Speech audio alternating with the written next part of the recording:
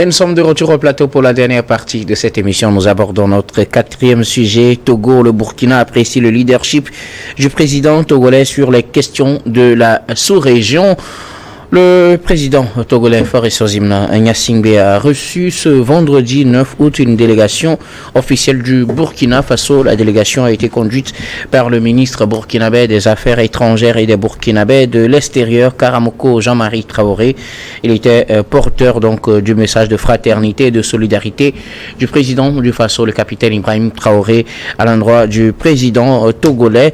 À la sortie donc de cette rencontre, le ministre a déclaré notamment que le président du Faso, le capitaine Ibrahim Traoré, nous a mandaté de venir réaffirmer au président togolais son message de fraternité et de solidarité, ainsi que l'appréciation positive de son leadership sur les questions de la sous-région. On connaît un peu l'implication du Togo dans la résolution des conflits, le poids diplomatique du Togo dans la sous-région et sur le continent de façon générale. Le capitaine Traoré a envoyé son ministre des Affaires étrangères à la tête d'une délégation pour venir exprimer son appréciation du leadership du chef de l'État togolais, Adam.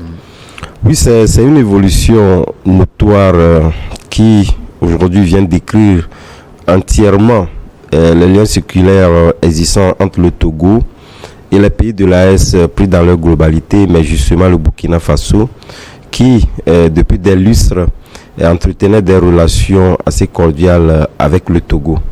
Mais justement, nombreux sont en tout cas ceux qui lisent véritablement donc cette politique ou ces relations après ces coups d'État dans les pays de l'AES. Vous constaterez que l'évolution en ce qui concerne ces relations-là a été plus ou moins non visible du côté du Burkina et le Togo.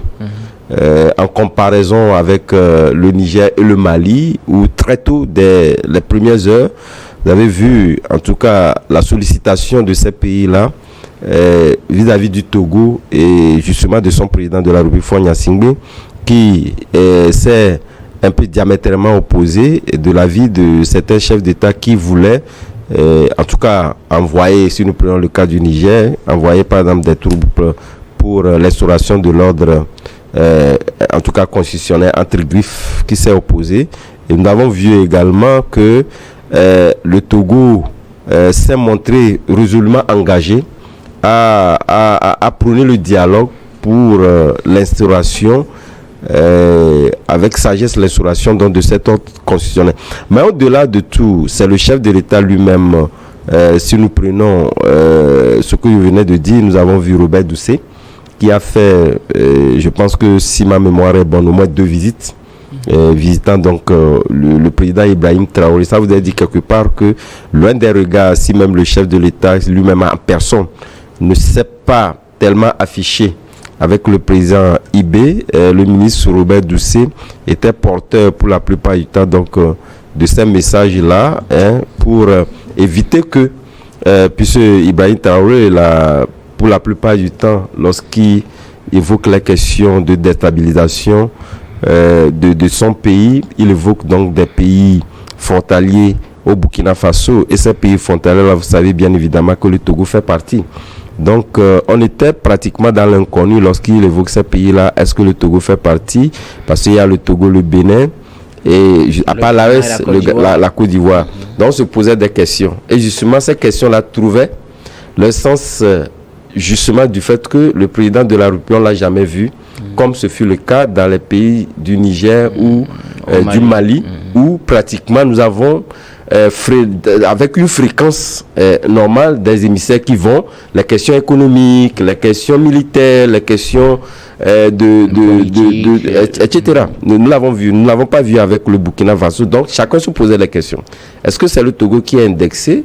Et pour la plupart également, vous savez que le Togo également, si nous prenons en tout cas c'est cette question sécuritaire qui nous a toujours inquiété avec ces incursions des groupes armés ou des terroristes sur le territoire togolais. On se posait également des questions. Pour eux, la plupart du temps, on nous disait ça venait du Burkina Faso. Or, nous n'avons pas vu véritablement, même si on sait que le Togo a adopté depuis un moment une politique qui nous permet pas de pouvoir, en tout cas, exprimer aux yeux du monde cette stratégie politique, cette coopération avec d'autres pays, mais nous savons véritablement que cette coopération-là ne s'est pas en tout cas exprimée vis-à-vis de la population pour nous permettre de pouvoir analyser et d'évaluer ou d'apprécier ces relations-là. Aujourd'hui, avec cette venue et les mots qui en ont sorti, nous savons véritablement que tous les pays de l'AES, en tout cas pour le moment, puisque ça vient de se commencer parce que c'est ce que nous avons vu vis-à-vis de nos écrans, il faudrait dire quelque part que ces relations sont en train d'être renforcées et qui nous permet aujourd'hui de effacer ou d'écarter cette question où le Togo serait ce pays-là qui était cité par le président Ibé comme étant un des pays qui pourrait peut-être faire partie des pays qui déstabiliseraient le Burkina Faso d'un côté, mais de l'autre approche également, vous savez récemment, le Togo avec en tout cas la stratégie douanière des pays de l'AES, le Togo était l'un des pays qui était donc invité à pouvoir peut-être apporter son soutien ou avec qui l'AES pourrait renforcer cette coopération si l'acte de retrait définitif de la CEDEAO venait donc à être acté, le Togo serait en tout cas le pays avec qui, ou l'un des premiers pays à coopérer avec l'AES. Donc je pense que dans cette logique-là, le Burkina Faso ne pouvait plus rester dans cette logique-là où on serait en train de parler d'une manière grosso modo de tous les pays, mais devrait faire comme ces autres pays de l'AES, sinon cette coopération-là pourrait avoir en tout cas des goûts d'inachevé, compte tenu du fait qu'un pays nourrisserait en tout cas ces liens inamicaux avec certains pays dans le Togo. Merci beaucoup. À vous, Adam Adjournou. Louis, comme je le disais, le vendredi dernier, le chef de l'État togolais a reçu cette délégation burkinabé conduite par le ministre burkinabé des Affaires étrangères et des Burkinabés de l'extérieur. Il est venu exprimer ce message de fraternité du capitaine Ibrahim Traoré à Fort Gnassingbé.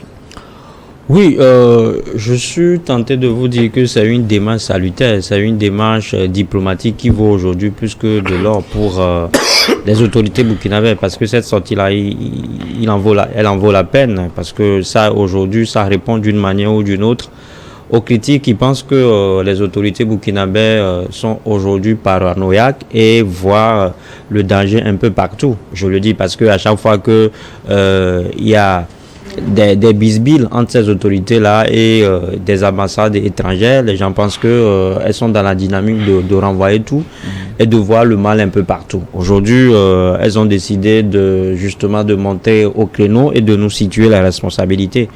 Aujourd'hui, je crois qu'Adam l'a dit, Ibé et son gouvernement ont prouvé à la face du monde qu'ils n'ont rien contre le Togo, que le Togo peut-être constitue pour eux un allié de taille, un soutien indéfectible. C'est pour ça que je trouve que c'est une démarche assez salutaire diplomatique qui va résoudre beaucoup de problèmes à l'avenir. Vous l'avez dit, parce que vous n'êtes pas sans savoir que le Togo, c'est le Togo qui a accordé l'asile à Damiba. Oui, justement, à qui Ibrahim Traoré a fait déposé. Damiba que Ibé a déposé. Donc, automatiquement, les gens pensent que comme Damiba est en exil au Togo, que le Togo serait justement dans le viseur des autorités burkinabées. Ce n'est pas le cas. Et justement parce que on est arrivé au moins à contenir Damiba. Et quand vous offrez l'asile à un président ou bien à quelqu'un, à un militaire aussi, vous devez également le suivre comme de l'eau sur le feu. Aujourd'hui, ça se fait à Damiba. Et jusque-là, peu importe les velléités, ses ambitions de vouloir justement retourner à son pays et de peut-être vouloir reprendre le fauteuil qui lui a été pris, les autorités togolaises arrivent justement à le maintenir, à le contenir. Et je pense que les Burkinabés l'ont reconnu. Et c'est pour cela qu'ils ont décidé justement de le dire de vive voix au président togolais. Ça montre aujourd'hui la capacité communicationnelle des nouvelles autorités burkinabées, parce que j'ai dit qu'à un moment donné il faut communiquer et dire les choses telles qu'elles se passent pour que les uns les autres se situent.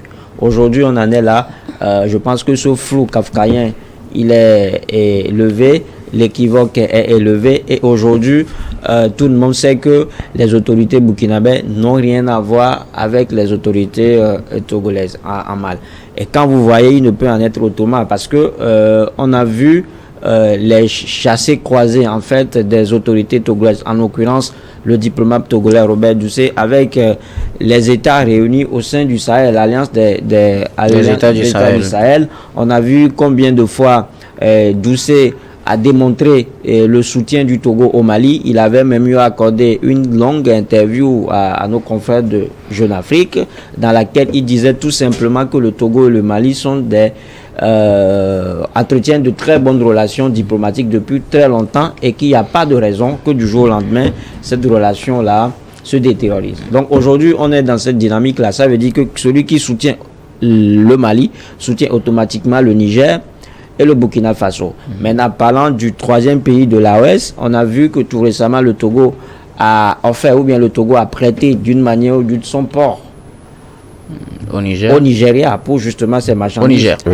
Au Niger. Donc ça veut dire que d'une manière ou d'une autre, le Togo n'a rien à voir avec les États de l'AOS. Le Togo n'a rien à voir avec ces États de l'AOS. Plutôt, le pays milite pour que du jour au lendemain, la situation redevienne à la normale dans ces pays-là. Vous vous souvenez qu'au dernier sommet de la CEDEAO, le président togolais a même été désigné comme médiateur, comme celui qui doit travailler aux côtés de son homologue sénégalais, Bassirou Diomaye Faye, pour que les trois pays qui ont quitté la CEDEAO reviennent en fait sur la décision. Pour engager des discussions avec ces trois pays. Pour qu'ils reviennent à la décision. Ça veut dire tout simplement que les relations entre le Togo et le Burkina Faso sont au bon fils. Et ça, c'est à saluer. Donc, je pense que c'est quelque chose, c'est une suite logique des différents discours qu'on a souvent eu à écouter. Des différents discours que les autorités togolaises ont toujours tenus ces derniers temps dans les grands forats ou bien lors des grands sommets. À chaque fois que vous attendez le président togolais, c'est vrai qu'il ne parle pas trop, mais les rares fois il parle, je sais qu'il met souvent l'accent sur la sécurité dans la sous-région. Et ça a été toujours son cheval de bataille. Et quand on parle justement du terrorisme, des attaques terroristes, je pense que le Togo avait devancé l'événement. Quand les attaques terroristes ont commencé en Côte d'Ivoire, au Burkina Faso, au Mali, je crois qu'on a pris, le Togo a essayé de mettre en place ce qu'on appelle aujourd'hui les CIPLEV. On a mis en place les mécanismes d'alerte et d'écoute qui permettent en fait aux uns les autres de remonter les informations, de dénoncer à chaque fois que quelqu'un, un citoyen, a des actes suspects de terrorisme, de le signaler. Donc je pense que on a devancé tout cela et le Togo, c'est à peu près ce qu'on appelle aujourd'hui les terroristes et c'est à peu près ce qu'on appelle aujourd'hui l'extrémisme violent. Donc il n'y a pas de raison que le pays là essaie justement de vouloir soutenir les terroristes de l'autre côté. Le Burkina Faso et le Togo sont des pays frontaliers. Quand vous allez à Sékassé, c'est presque le même peuple là-bas. Sékassé, vous allez au Burkina Faso, c'est presque le même peuple. Donc il n'y a pas de raison qu'on soit tapis dans l'ombre pour ce qui se passe au Burkina Faso. Et c'est pour ça que je trouve que les autorités burkinabées ont posé un acte salutaire en venant justement dire au président togolais qu'ils sont reconnaissants envers lui, qui sont reconnaissants justement pour son leadership envers elle. Voilà. Alors, quelles peuvent être les conséquences d'une telle déclaration ou d'une telle expression de reconnaissance envers le leadership du président togolais? Vous le disiez tout à l'heure, le Togo fait partie des voisins du Burkina et pourtant le Burkina par moment parle de déstabilisation de la part de ses voisins. On sait automatiquement qu'en disant cela, le capitaine Ibrahim Traoré ne fait pas allusion au Mali ni au Niger. Donc la question c'est, est-ce la Côte d'Ivoire, est-ce le Ghana, est-ce le Togo ou est-ce le Bénin? Et donc avec ce rapprochement par exemple, plutôt c'est pas un rapprochement puisqu'il n'y a pas eu de distance. Donc avec cette expression de reconnaissance de cette fraternité, de ce leadership, quelles peuvent être les conclusions qu'on peut en tirer et quels peuvent être encore les bénéfices pour le Togo et d'ailleurs pour le Burkina Faso? Oui, naturellement. D'abord, je pense que c'est le renforcement de cette coopération. J'en parlais tantôt en faisant allusion, par exemple, à la coopération douanière. C'est vrai que ça n'a pas pris un coup, puisque jusqu'alors, sur les questions économiques, le Togo n'a opposé aucune contrainte à son voisin burkinabé. Mais au-delà de tout, je pense que sur l'aspect diplomatique et politique, la question se pose fondamentalement. Le Togo, étant donné qu'on est venu apprécier ce leadership-là, qui a toujours milité en faveur des pays de l'AES, le Togo a toujours été l'ambassadeur de ces pays-là auprès de certains regroupements sous-régionaux pour permettre de pouvoir comprendre l'idéologie, la stratégie de ces pays-là pris individuellement. Mais aujourd'hui, regroupés dans l'AES, je pense qu'il y a beaucoup d'enjeux. Il y a beaucoup d'enjeux à faire en sorte que tous ces pays de l'AES puissent avoir un même dynamique, même si l'expression, en tout cas d'une souveraineté individuelle liée à ces pays-là, continue pas à résister.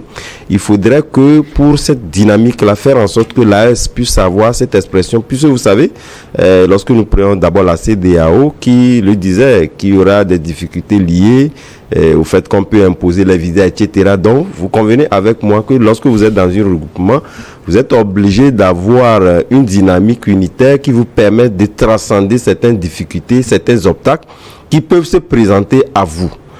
Et partant de là, je me dis, c'est ce qui va contribuer ou va amener le chef de l'État, même si, entre-temps, s'il advenait que les problèmes se posent lorsque le président de la République togolaise prend son baptême de pèlerin, il parle au nom de tous ces pays-là pour qu'on puisse véritablement les comprendre. Mais au même moment, je pense que ça va davantage s'intensifier et faire en sorte que, à l'avenir, puisque nous aventurons pratiquement vers un retrait total, jusqu'au jour d'aujourd'hui, la promesse de Diomaye Faye ne semble pas nous convaincre, puisqu'on ne voit pas, en tout cas, des effets papa qui amèneraient dans ces pays-là à rejoindre encore la CEDEAO, même si le désespoir ne permet pas de l'exprimer. De toute évidence, nous savons véritablement que le chef de l'État, Faure Gnassingbé, aura beaucoup à jouer pour transcender ces difficultés-là qui se pointent à l'horizon, liées à la coopération entre l'AES et les autres regroupements sous-régionaux que l'AES aura en tout cas besoin pour dynamiser, pour faire évoluer son pays. Même si aujourd'hui des voix s'élèvent en disant voilà, ces pays-là, puisque les perspectives économiques publiées par la Banque africaine de développement l'ont encore prouvé. Ces pays-là aujourd'hui ont en tout cas des perspectives salutaires en ce qui concerne leur économie. Mais aucun pays ne peut vivre en autarcie, ce qui fait qu'ils ont besoin des autres regroupements, des autres pays, que ce soit individuellement, que ce soit collectivement, pour dynamiser davantage cette économie-là. Donc moi, je pense que le chef de l'État, Faure Gnassingbé, aura beaucoup à jouer pour transcender ces difficultés-là. Merci beaucoup à vous, Adam. Louis, que faut-il retenir ou bien à quoi doit-on s'attendre comme conséquence d'une telle reconnaissance du leadership du chef de l'État togolais en matière de son implication dans la sous-région ou du moins entre les relations entre le Burkina et le Togo? La conséquence qui saute aux yeux, je crois que Adam l'a dit, on tend vers un renforcement des relations bilatérales entre le Togo et le Burkina Faso, ça c'est un.